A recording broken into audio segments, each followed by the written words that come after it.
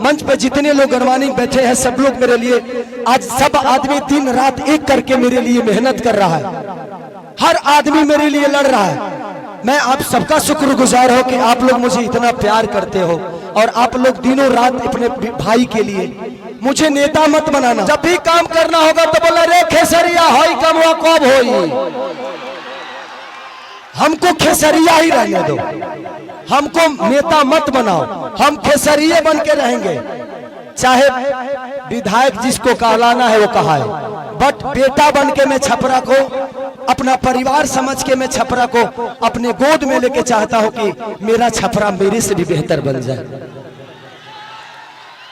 तो बस मैं यही तो बस इसी संकल्प के साथ पूरे गठबंधन के, चाहे हमारे साहनी मुकेश साहनी भैया हो, राहुल गांधी जी हो, हमारे तेजस्वी भैया हो, अजय, जितने भी गठबंधन में लोग हैं,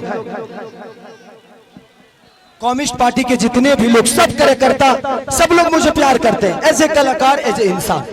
बट हम चाहते हैं ना कि एक बार बिहार तभी बदलेगा जब सरकार बदलेगा। तो एक बार हम लोग को सरकार बदलना है और पूरा गठबंधन यही चाहता है, एक बार अपने बच्चों के लिए वोट कर दीजिए। बस इससे ज्यादा कुछ नहीं कहूंगा, मैं कोई नेता नहीं हूं, मैं बस बेटा बन के आप सबका प्यार और आशीर्वाद लेना चाहता हूं।